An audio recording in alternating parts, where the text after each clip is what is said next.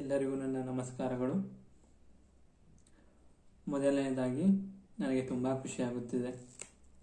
ಯಾಕೆಂದರೆ ನನ್ನ ಮಾತೃಭಾಷೆ ಅಂದರೆ ಕನ್ನಡದಲ್ಲಿ ನಾನು ಸಂದರ್ಶನವನ್ನು ನೀಡುತ್ತಿದ್ದೇನೆ.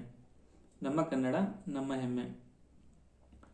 ನಾನು ಮಾತನಾಡುವ ಕನ್ನಡದಲ್ಲಿ ಏನಾದರೂ ತಪ್ಪಿದ್ದರೆ ಮನ್ನಣೆ ಇರಲಿ. ನನ್ನ ಹೆಸರು ದಿನೇಶ್ ನಾಗಪ್ಪ ಅಂಬಿಗ.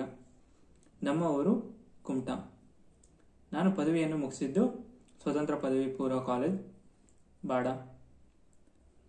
ನಂತರ ನಾನು ಸ್ನಾತಕೋತ್ತರ ಪದವಿಯನ್ನು Alva's Institute of Engineering and Technology Moodbidri ವರ್ಷ 2019. ಇಂಜಿನಿಯರಿಂಗ್ ಮುಗಿದ ನಂತರ ನಾನು ಉದ್ಯೋಗಗಳನ್ನು ಹುಡುಕುತ್ತಿದ್ದೆ. ಅದೃಷ್ಟವೋ ಅಥವಾ ನನ್ನ ದುರದೃಷ್ಟವೋ ನನಗೆ ಯಾವುದೇ ಉದ್ಯೋಗಗಳು ಸಿಗಲಿಲ್ಲ. ಕೆಲವು ಕಂಪನಿಗಳು ಕೇಳುತ್ತಿದ್ದರು, ನಿನ್ನ ಹತ್ತಿರ ಯಾವುದಾದರೂ ಎಕ್ಸ್ಪೀರಿಯನ್ಸ್ ಇದೆಯಾ ಅಥವಾ ಯಾವುದಾದರೂ ಕೋರ್ಸ್ ಮಾಡಿದೆಯಾ ಅಂತ. ಆದರೆ ಆ ಸಮಯದಲ್ಲಿ ನಾನು ಯಾವುದೇ ಕೋರ್ಸ್ ಅಥವಾ ಯಾವುದೇ ಎಕ್ಸ್ಪೀರಿಯನ್ಸ್ ನನ್ನ ಹತ್ರ ಇರಲಿಲ್ಲ. ಆವಾಗ ನಾನು ಯೋಚನೆ ಮಾಡುತ್ತಿದ್ದೆ ಏನು ಮಾಡೋದು ಅಂತ. ನನಗೆ ಆವಾಗ ಯೋಚನೆಗೆ ಬಂದಿದ್ದು ಎವಿಸನ್ ಟೆಕ್ನೋಸರ್ವ್ ಪ್ರೈವೇಟ್ ಲಿಮಿಟೆಡ್ ಮತ್ತು ಅವರ OJT program. The Evision Technoserve Private Limited is a IT recruiter and consultancy company. ತದನಂತರ ನಾನು ಎವಿಸನ್ ಟೆಕ್ನೋಸರ್ವ್ ಪ್ರೈವೇಟ್ ಲಿಮಿಟೆಡ್ಗೆ ಸೇರಿಕೊಂಡೆ.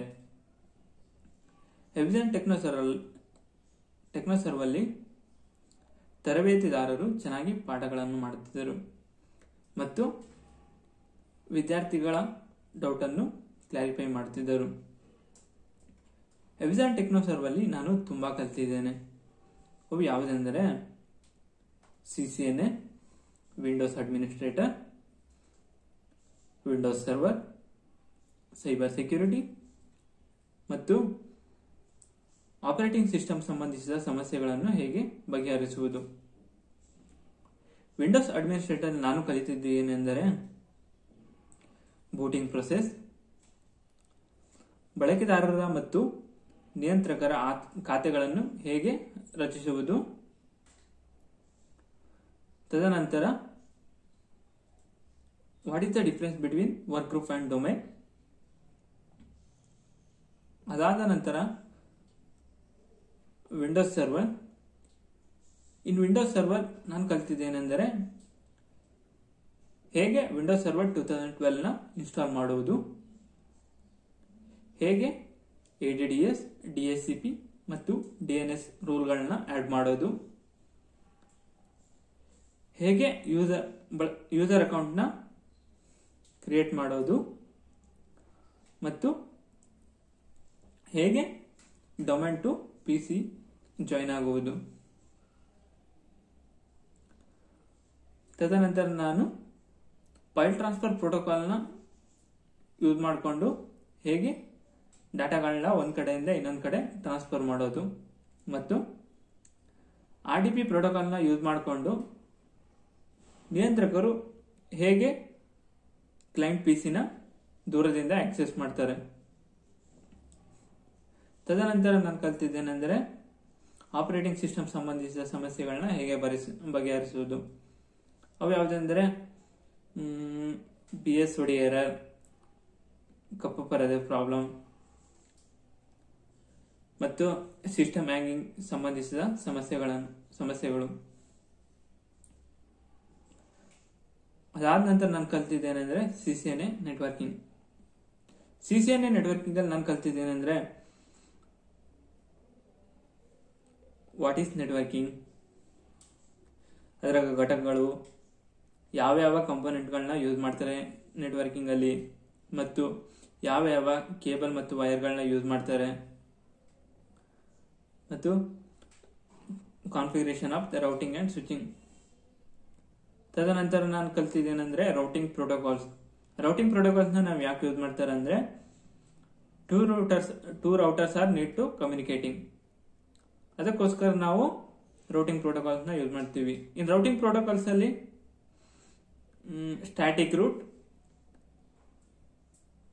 Dynamic route. ಇನ್ ಡೈನಾಮಿಕ್ ರೂಟಲ್ಲಿ ನಾವು ಕಲ್ತಿದ್ದೇನೆಂದರೆ RIP, EIGRP, OSPF and HSRP. ತದನಂತರ ನಾನು ಕಲ್ತಿದ್ದೇನೆಂದರೆ DHCP. DHCP is a dynamic host configuration protocol. It can be used to assign the IP addresses automatically. ಉದಾಹರಣೆಗೆ ನಾವು ಮೊಬೈಲಲ್ಲಿ ವೈಫೈ ಕನೆಕ್ಟ್ ಮಾಡ್ತೀವಿ, ಅವಾಗ ನಮಗೆ ಒಂದು IP ಅಡ್ರೆಸ್ ಸಿಗುತ್ತೆ. This is the DHCP process. ತದನಂತರ ನಾನು ಕಲ್ತಿದ್ದೇನೆಂದರೆ ಆಕ್ಸೆಸ್ ಕಂಟ್ರೋಲ್ ಲಿಸ್ಟ್, ACL. ಇದನ್ನು ನಾವು ರೌಟರ್ಗಳೆಲ್ಲ ಯೂಸ್ ಮಾಡ್ತೀವಿ ಸೆಕ್ಯೂರಿಟಿ ಪರ್ಪಸ್. ತದನಂತರ ನಾನು ಕಲ್ತಿದ್ದೇನೆಂದರೆ WAN technologies, PAP and CHAP authentication ಮತ್ತು frame relay using in cloud. ತದನಂತರ ನಾನು ಕಲ್ತಿದ್ದೇನೆಂದರೆ NAT ಕಾನ್ಫಿಗರೇಷನ್ ಮತ್ತು ಅದರ ಘಟಕಗಳು. NAT ಏನಕ್ಕೆ ಯೂಸ್ ಮಾಡ್ತಾರೆ ಅಂದರೆ ಇವಾಗ ನಾವು ಕಂಪ್ನಿ ಇನ್ಸೈಡ್ ಎಲ್ಲ ಪ್ರೈವೇಟ್ IP ಯೂಸ್ ಮಾಡ್ತೀವಿ. ನಾವು ವೆನೆವರ್ ನಾವೀಗ ಇಂಟರ್ನೆಟ್ ಕನೆಕ್ಟ್ ಆಗಬೇಕು, ಆವಾಗ ನಮಗೆ ಪಬ್ಲಿಕ್ IP ಅಡ್ರೆಸ್ ಬೇಕಾಗುತ್ತೆ, ಆವಾಗ ನಾವು NAT ಯೂಸ್ ಮಾಡ್ತೀವಿ. ತದನಂತರ ನಾನು ಕಲ್ತಿದ್ದೇನೆಂದರೆ ಹೇಗೆ ರಿಮೋಟ್ಲಿ ರೌಟರ್ನ ನಾವು ಆಕ್ಸೆಸ್ ಮಾಡೋದು using SSH or telnet method. ಅದರ ನಂತರ ನಾನು ಕಲ್ತಿದ್ದೇನೆಂದರೆ ಸ್ವಿಚಿಂಗ್ ಕಾನ್ಸೆಪ್ಟ್. ಸ್ವಿಚಿಂಗ್ ಅಲ್ಲಿ ನಾನು ಕಲ್ತಿದ್ದೇನೆಂದರೆ VLAN, inter VLAN trunking protocol, dynamic trunking protocol ಮತ್ತು spanning tree protocol. Spanning tree protocols are used to avoid the loop problem in the network.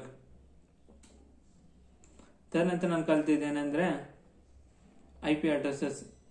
IP address ಅಲ್ಲಿ 2 types, IPv4 and IPv6. ಇನ್ನು IPv4 ಅಲ್ಲಿ ಯಾವ್ಯಾವ classes ಬರ್ತವೆ ಅದನ್ನೆಲ್ಲ ಕಲ್ತಿದ್ದೀನಿ. ಅದರ ನಂತರ ಸಬ್ನೆಟಿಂಗ್. ಇನ್ನು ಸಬ್ನೆಟಿಂಗಲ್ಲಿ ಸಬ್ನೆಟ್ ಮಾಸ್, ಸಬ್ನೆಟಿಂಗನ್ನು ಯಾಕೆ ಯೂಸ್ ಮಾಡ್ತೀವಿ ಮತ್ತು ಅದರ ಸಂಬಂಧಿಸಿದ ಕ್ಯಾಲ್ಕುಲೇಷನ್ ಕಲ್ತಿದ್ದೀನಿ. ತದನಂತರ ನಾನು ಕಲ್ತಿದ್ದೇನೆಂದರೆ ಪ್ರಿಂಟರ್ನ ಯಾವ ಥರ ಕನೆಕ್ಟ್ ಮಾಡೋದು ಮತ್ತು ಅದರ ಸಂಬಂಧಿಸಿದ ಸಮಸ್ಯೆಗಳನ್ನ ಹೇಗೆ ಬಗೆಹರಿಸೋದು. ತದನಂತರ ನಾನು ಕಲ್ತಿದ್ದೇನೆಂದರೆ ಔಟ್ಲುಕ್ಕಲ್ಲಿ ಹೇಗೆ ಔಟ್ಲುಕ್ನ ಕನೆಕ್ಟ್ ಮಾಡೋದು, ಕಾನ್ಫಿಗರ್ ಮಾಡೋದು ಮತ್ತು ಅದರ ಸಂಬಂಧಿಸಿದ ಸಮಸ್ಯೆಗಳನ್ನ ಹೇಗೆ ಬಗೆಹರಿಸೋದು ಮತ್ತು ಯಾವ್ಯಾವ ಪ್ರೋಟೋಕಾಲ್ಸ್ನ ಯೂಸ್ ಮಾಡ್ತಿದ್ದೀವಿ ಮತ್ತು PHT ಮತ್ತು OSTನ ಯಾಕೆ ಯೂಸ್ ಮಾಡ್ತೀವಿ ಔಟ್ಲುಕ್ಕಲ್ಲಿ. ತದನಂತರ ನಾನು ಕಲ್ತಿದ್ದೇನೆಂದರೆ BitLocker driver encryption, firewall, Windows defender firewalls ಮತ್ತು proxy server setting. Proxy server ನಾವು ಯಾಕೆ ಯೂಸ್ ಮಾಡ್ತೀವಿ ಅಂದರೆ it hide the private IP and generate the new public IP. ನನಗೆ ಇವಾಗ ಅನಿಸ್ತಿದೆ ಎಲ್ಲ ಪ್ರಾಕ್ಟಿಕಲ್ಗಳು IT ಕಂಪ್ನಿಗೆ ಸಂಬಂಧಿಸಿದ ಪ್ರಾಕ್ಟಿಕಲ್ ಅಂತ. ಐ ಥಿಂಕ್ ನಾನು ಹೇಳ್ಬೋದು 80 to 90% ಅಥವಾ 100% ಆತ್ಮವಿಶ್ವಾಸದಿಂದ ಹೇಳಬಲ್ಲೆ ಈ ಥರ ಟಾಪಿಕ್ಗಳು ನನಗೆ ಗೊತ್ತಿದೆ. ನಮ್ಮ ಪ್ರಾಕ್ಟಿಕಲಿ ಮತ್ತು ಥಿಯರಿಟಿಕಲಿ ಚೆನ್ನಾಗಿ ಮಾಡಬಲ್ಲೆ ಅಂತ. ಪ್ರತಿ ವಾರದ ಕೊನೆಯ ದಿನ ಮಾಕ್ ಇಂಟರ್ವ್ಯೂ ಮತ್ತು PPT ಪ್ರೆಸೆಂಟೇಷನ್ ಇರ್ತಿತ್ತು. ನಾನು 5 ರಿಂದ 6 ಮಾಕ್ ಇಂಟರ್ವ್ಯೂನ ಅಟೆಂಡ್ ಆಗಿದ್ದೀನಿ. ಮಾಕ್ ಇಂಟರ್ವ್ಯೂಲಿ ನನಗೆ ಹೆಲ್ಪ್ ಆಗಿದೆ ಏನಂದರೆ ಟೆಕ್ನಿಕಲ್ ರಿಲೇಟೆಡ್ ಕಾನ್ಸೆಪ್ಟ್ನ ಯಾವ ಥರ ಹೇಳೋದು, ಯಾವ ಥರ ಎಕ್ಸ್ಪ್ಲೇನ್ ಮಾಡೋದು. ಅದರ ನಂತರ ನಾನು ಇನ್ನು ಮಾಕ್ ಇಂಟರ್ವ್ಯೂಲಿ ನಾನು ಏನು ಮಿಸ್ಟೇಕ್ ಮಾಡಿದೆ, ಇನ್ನು ಯಾವ ಟಾಪಿಕಲ್ಲಿ ನಾನು ವೀಕ್ ಇದ್ದೀನಿ, ಆ ಟಾಪಿಕ್ಗಳನ್ನೆಲ್ಲ ಮತ್ತೆ ಅಗೇನ್ ನಾನು ಕಲಿಯೋಕ್ಕೆ ಸ್ಟಾರ್ಟ್ ಮಾಡಿದೆ ಮತ್ತು ಅದನ್ನು ಚೆನ್ನಾಗಿ ಪ್ರಿಪೇರ್ ಮಾಡಿಕೊಂಡೆ. ನಾನಿವಾಗ ಹೇಳಬಲ್ಲೆ ಸಂದರ್ಶನದಲ್ಲಿ ನನ್ನ ಜ್ಞಾನ ಮತ್ತು ಕೌಶಲ್ಯಗಳನ್ನು ಆತ್ಮವಿಶ್ವಾಸದಿಂದ ತೋರಿಸಬಲ್ಲೆ ಅಂತ. ಇನ್ನು ಇಂಟರ್ವ್ಯೂ ಟೈಮಲ್ಲಿ ನಾನು ಧೈರ್ಯವಾಗಿ ಮಾತಾಡಬಲ್ಲೆ. ಅವ್ರು ಏನು ಕೇಳಿದ್ರು ಟೆಕ್ನಿಕಲ್ ರಿಲೇಟೆಡ್ ನಾನು ಆನ್ಸರ್ ಮಾಡ್ತೀನಿ ಅಂತ ಅಷ್ಟು ಧೈರ್ಯ ನನಗೆ ಬಂದಿದೆ. ಮತ್ತೆ ನನ್ನ ಪ್ರಯತ್ನವನ್ನು ನಾನು 100% ಆಗಿ ಮಾಡ್ತೀನಿ. ಮೊದಲ ಪ್ರಯತ್ನದಲ್ಲೇ ನಾನು ಜಯವನ್ನು ಗಳಿಸಲು ಪ್ರಯತ್ನಿಸುತ್ತೇನೆ. Thank you.